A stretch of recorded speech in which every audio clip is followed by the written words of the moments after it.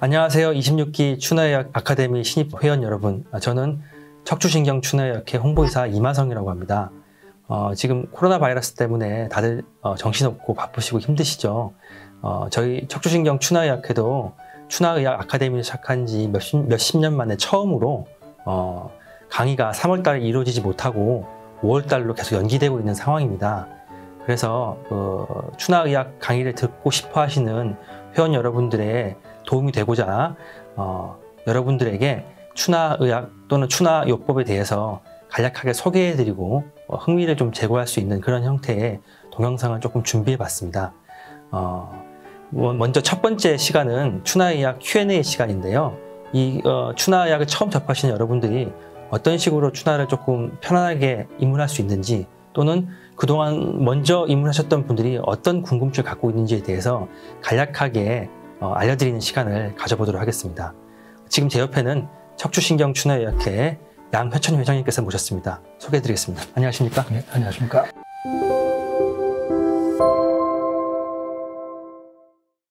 네, 회장님 모시고 이제 진행을 해보려고 하는데요. 가장 원론적인 질문 한번 드려보도록 할게요. 추나요법과 추나의학에 대해서 어떻게 볼 수 있는지, 추나요법과 추나의학에 대해서 좀 말씀 좀 부탁드리겠습니다. 네. 추나의학은 구조와 기능의 조화를 굉장히 중요시 여깁니다. 일반적으로 추나요법이란 한의사가 손이나 또는 신체의 일부 혹은 추나 테이블과 같은 도구를 사용해서 신체에 유효한 자극을 가해서 구조나 기능의 문제를 해결하는 한의학적인 치료법으로 알려져 있습니다. 이런 관점에서 추나의학은 인체를 계통적인 유기체로 관찰, 평가하여 구조를 바로잡음으로써 기능의 부조화를 개선시키는 수기치료에 해당이 됩니다. 그리고 우리 척추신경 추나의학회는 이러한 학문을 창립 이래로 지속적으로 연구하고 발전시키고 보급해 오면서 또 표준화, 객관화시키고 보험급여화에 진입시켜온 대한한의학회 산하의 정식 회원학회입니다. 네, 역시 추나에 대한 설명과 척추신경 추나의학에 대한 설명은 아무래도 조금 스트릭트할 수밖에 없는 것 같습니다. 좀 많이 어려운데요. 근데 좀 간단히 정리를 하면, 한의사가 손으로 환자의 몸의 밸런스를 잡아서 통증과 기능의 부조화를 개선시켜주는 뭐 그런 치료법이라고 이해도 되겠습니까? 네, 그렇습니다. 네, 그렇게들 좀 이해해 주셨으면 감사할 것 같고요. 자, 이제 본격적으로 추나의학 Q&A 시간을 가져보도록 하겠습니다. 아무래도 맨 처음에 가장 궁금해하시는 부분들이, 특히 이제 회원분들이라든가 신입해서 추나 공부하시는 분들 가장 궁금해하시는 부분들은, 추나를 잘하기 위해서는 임상에서 어떤 식의 포인트를 맞춰야 내가 좀 더 잘할 수 있을 것인가 라는 것이 가장 많이 하시는 질문들이거든요. 여기에 대해서 회장님께서 좀 말씀 좀 해주셨으면 감사하겠습니다. 네. 추나를 잘하려면 제 개인적인 생각은 무엇보다도 진단이 정확해야 한다고 생각하고 있습니다.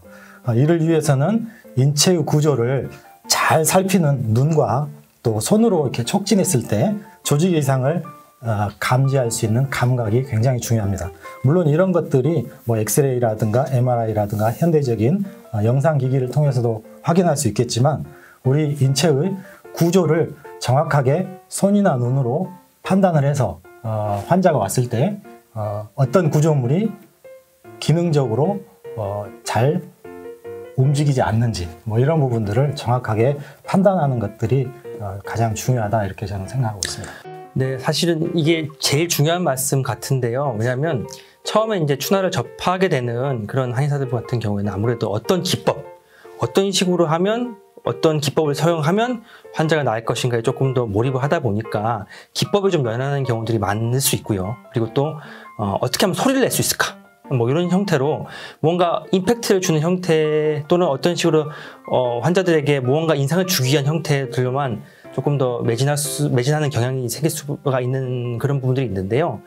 지금 회장님께서 말씀하셨던 것처럼 진단, 이 사람이 어디가 안 좋고 어디가 불편한지를 먼저 파악하는 것을 우선적으로 고려를 하셔야지만 그 다음에 치료는 자연스럽게 따라오는 것이 아니겠는가라는 생각이 듭니다.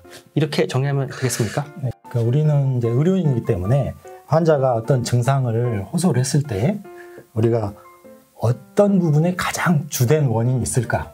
이런 것들을 잘 찾아내서 치료해 주는 게 필요한데, 우리 특히 추나의학에서는 이런 것들을 굉장히 중시 여기는 거죠. 그래서 어떤 분에게 가면 치료가 되고 어떤 분에게 가면 치료가 안 되고, 이런 치료 효과의 차이도 있는 것입니다. 그래서 이것들을 어떤 객관화된 진찰 과정을 잘 숙지하고 또 이런 것들을 지속적으로 훈련하고 숙련시키는 게 굉장히 중요합니다. 따라서 이런 것들이 이제 우리 추나의학 아카데미를 통해서 공부하고 배울 수 있는 것이죠. 네, 여러분 잘 들으셨죠? 그러니까 추나의학 아카데미에서는 무엇보다도 뭐 추나 기법이라든가 여러 가지 술기에 대한 부분도 당연히 오랜 시간 다룰 수 있긴 합니다만은 환자를 정확하게 바라보고 어떤 식으로 치료할 수 있을 것인가에 대한 과정이 도출되는 객관적인 진단 방법에 대해서 배운다는 사실을 꼭 좀 염두에 주셨으면 감사할 것 같습니다. 자, 그럼 두 번째 질문으로 넘어갈 것 같은데요. 두 번째는 또 그 다음으로 가장 많이 하는 질문들인데, 추나로 치료 잘 되는 질환은 과연 어떤 것인가? 라는 질문들을 이제 초심으로 들어오시는 분들 많이 하시거든요. 거기에 대해서 회장님께서 좀 답변 부탁드리겠습니다. 네. 아무래도 이제 추나 치료가 잘 되는 부분은 근골격계 질환이라고 봐야 되겠죠. 그래서 이제 지금 현재 보험 급여화되고 있는 부분도 역시 추나요법의 여러 분야들이 있지만 그 중에서도 근골격계 질환 관련된 부분들을 위주로 해서 보험 급여화가 되어 있습니다. 그만큼 치료 효과가 좋기 때문에 근골격계에 있어서 뭐 침 치료에 병행을 해서 추나 치료를 잘 활용하신다면 이런 부분들이 굉장히 도움이 될 겁니다. 특히 이제 구조적으로 불균형이 있음으로 해서 통증이 나타나는 경우는 이러한 구조를 추나요법을 통해서 바로 잡아줌으로써 통증을 극적으로 또 개선시키는 이런 효과들이 있기 때문에 이런 부분들이 또 환자들에게 만족감과 신뢰감을 주는 것으로 임상에서 저희들이 경험을 하고 있죠. 그래서 이런 인체의 구조적인 불균형을 잘 치료할 수 있는 이런 부분들이 이제 추나 치료의 적응증에 해당되고 또 잘 치료되는 그런 분야라고 볼 수 있습니다. 네, 회장님께서도 잘 설명해 주셨습니다. 추나의학은 이제 구조를 잡을 수 있는, 한의사가 또 그 환자를 치료할 때 기능적인 부분뿐만 아니라 구조를 잡을 수 있는 아주 중요한 치료 방법이기 때문에 그런 구조를 개선시킴을 통해서 통증의 개선을 가장 크게 얻을 수 있는 그런 형태의 의학이다. 그런 형태의 어떤 술기요법이다라고 이해하시면 될 것 같고요. 그래서 가장 대표적인 질환은 통증 질환이긴 하지만 그 통증 질환은 구조의 개선을 통해서 이루어지는 그런 형태라고 이해하시면 될 것 같습니다. 어찌 보면 다 아시는 얘기일 수도 있습니다만은 또 이런 식의 질문들을 하실 수밖에 없는 것들 또한 그만큼 중요하기 때문이라고 생각이 됩니다. 말씀 감사드리고요. 다음 질문 또 드리도록 하겠습니다. 이 질문도 정말 질문 많이 나오는 내용들인데요. 추나의학이 이제 남자만 할 수 있는 것이냐? 왜냐하면 추나의학은 아무래도 몸을 쓰다 보니까 힘을 많이 소모하는 것 같긴 한데 과연 여자 원장님들은 어떤 식으로 접근하면 좋겠는가? 이런 얘기들의 질문들이 여한의 선생님들이 사실 제일 많이 하시거든요. 여기에 대해서 좀 답변 부탁드리겠습니다. 네, 추나는 이제 힘을 사용해서 치료하는 기법이라기보다는 어떤 우리가 치료하고자 하는 목표점에 정확한 제한 가동점이라든가 이런 부분들을 찾아내서 거기에 우리가 최소한의 힘으로 자극을 줌으로써 치료하는 행위에 해당됩니다. 그래서 내가 가지고 있는 풀파워, 최대한의 힘을 사용하는 것이 아니고 최소한의 힘으로 효율적인 치료 효과를 얻기 위해서는 굉장히 중요한 게 환자의 자세, 그리고 시술자의 자세가 굉장히 중요합니다. 그래서 시술자의 자세가 정확한 자세에서 환자의 제한 가동점을 정확하게 찾아서 들어간다면 최소한의 힘으로도 시술을 할 수가 있는 거죠. 시술 성공시킬 수가 있는 거죠. 따라서 여 한의사 선생님이라든가 힘이 좀 부족한 또 체구가 작은 한의사 선생님들도 충분하게 추나 치료를 잘하고 효과를 낼 수가 있습니다. 네, 사실 우리 척추신경 추나의학회 양효찬 회장님도 사실 체구가 그렇게 크신 편은 아니시기 때문에 또 추나하신 지가 오래되셨고 아주 실력이 뛰어나신 회장님이십니다만 말씀하신 것처럼 이제 체구라든가 힘이라든가 남녀의 차이가 있는 건 아니라는 말씀을 이제 하셨거든요. 일종의 자세라든가 정확한 기법에 대한 말씀을 하신 거라고 이해하시면 될 것 같은데요. 근데 사실은 또 그럼에도 불구하고 예를 들어서 이제 중둔근 외 이완 강화 근막 기법 같은 걸 할 경우에는 뭐 다리를 환자들이 좀 들어야 되는 경우도 생길 수가 있고요. 네. 그 다음에 뭐 경추 교정 기법을 하려고 하면 하다못해 환자의 머리라도 좀 들을 수 있는 형태가 나와야 되는데 어떻게 보면 시술자가 힘을 아예 안 쓰는 건 아니지 않습니까? 그럼 결국에는 힘을 조금이라도 주는 게 필요하긴 한데 여기에 대해서 조금 더 추가 설명해 주셨으면 좋겠습니다. 그런 부분은 우리가 이제 뭐 농담이지만 적어도 환자의 머리, 다리를 들 수 있을 정도의 힘은 다 있지 않겠습니까? 네. 그래서 이제 혹시라도 그런 부분들에 있어서 뭐 우리가 힘을 꼭 추나를 많이 하기 위해서 힘을 강화한다면 뭐 간단한 뭐 바벨이나 이런 걸 이용해서 상완이드근을 강화시키거나 이런 것도 운동도 필요한데 그것보다도 더 중요한 것은 내가 정확한 자세로 환자의 힘을 역이용해서 최소한의 힘으로 치료할 수 있는 이런 요령들을 익혀나간다면 충분히 가능할 거라고. 네, 정리를 해드리면 아무래도 뭐 기본적인 힘 정도는 필요하긴 합니다. 뭐 이게 어느 정도 뭐 머리를 들 정도 힘도 필요하기도 하고, 그다음에 환자의 다리 같은 정도 약간 들 정도 힘 필요하기도 하고요. 그걸 위해서 가장 먼저 단련시켜야 한다고 하면 뭐 상완 이두근 같은 근육들 조금 여원장님들이라든가 이런 분들 조금 이제 약간씩 운동하시는 게 좀 하실 수만 있으시면 훨씬 더 좋은 형태로 추나 기법을 사용할 수 있을 거긴 합니다만은, 하지만 더 중요한 것은 처음 익힐 때부터 정확한 자세를 가지고 익히셔야지만 내가 부상당하지 않고 적절한 힘으로 환자에게 효율적인 치료를 할 수 있다라고 이해하시면 될 것 같습니다.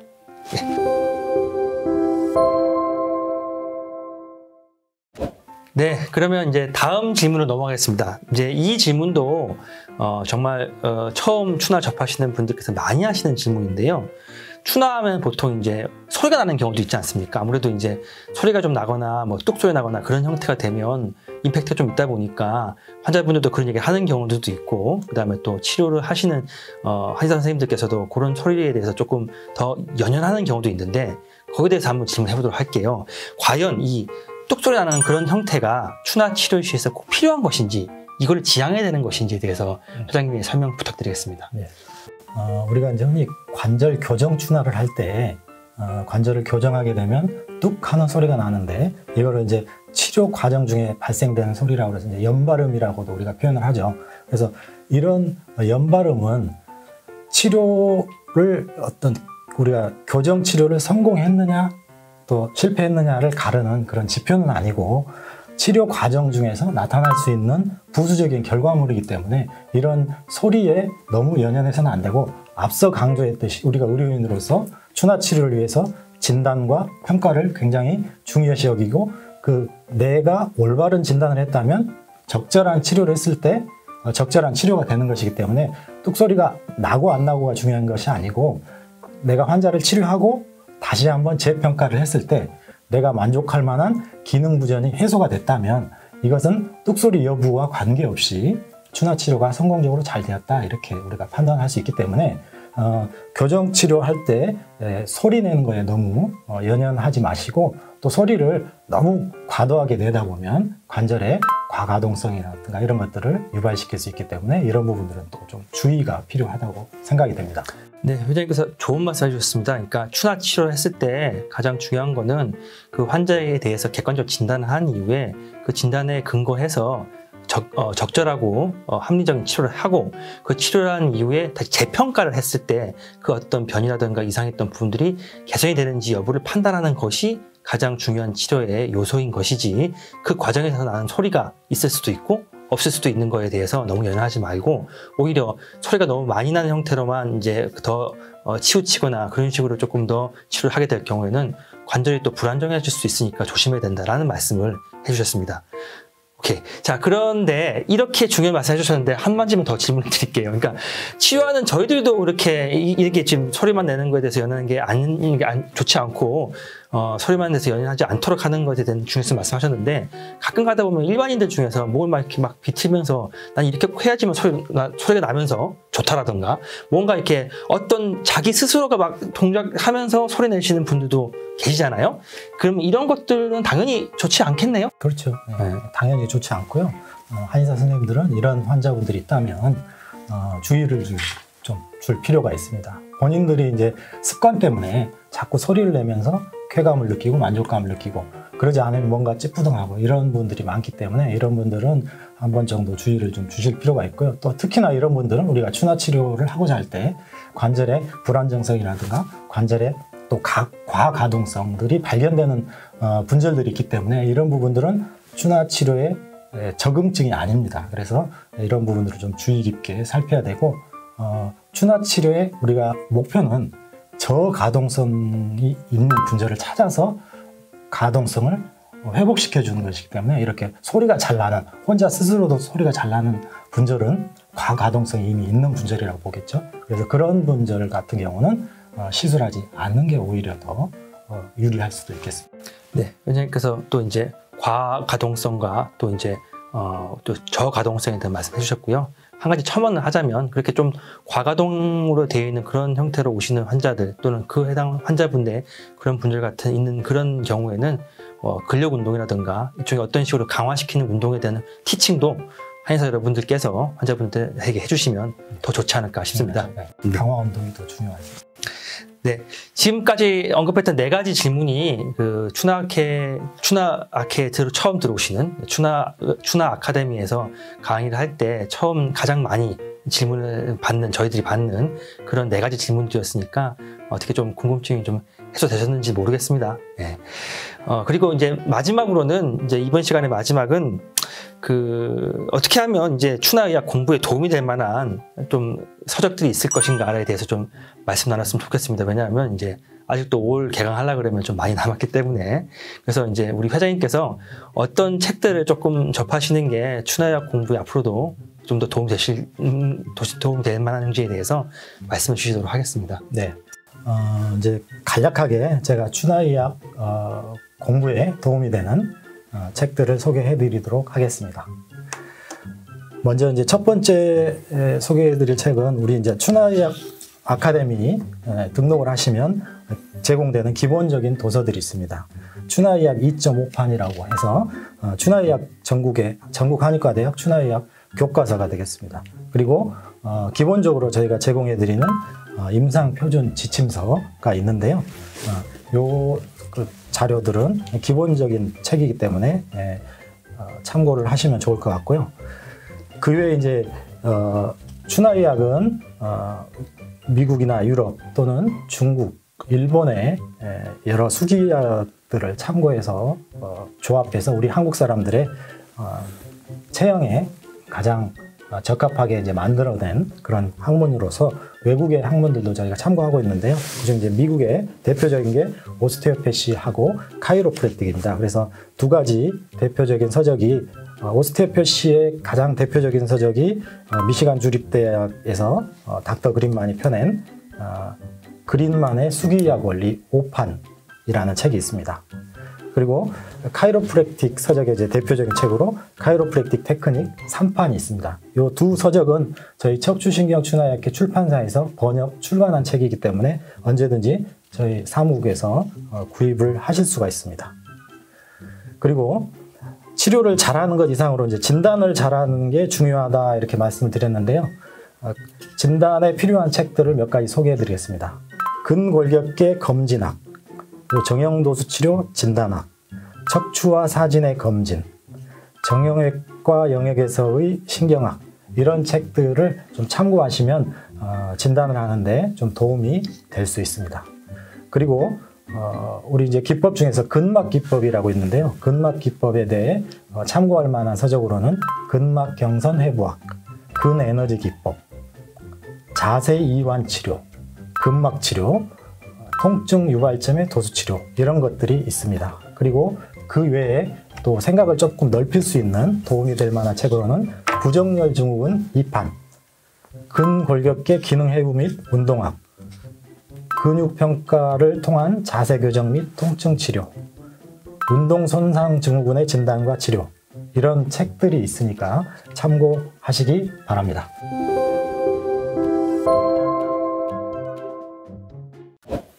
네, 회장님 수고 많으셨습니다. 이게 저희 지금 처음으로 저희도 이제 이런 식으로 동영상을 만들어서 이제 회원 여러분들에게 도움이 되고자 한번 이제 방송을 한번 만들어 봤는데요. 처음에 취지는 여러분들이 가볍게 보시라고 저희가 가벼운 마음으로 동영상을 준비하긴 했습니다만은 정작 진행하는 저하고 회장님하고 약간 조금 떠는 느낌도 있고 조금 아주 좀 새로운 느낌입니다.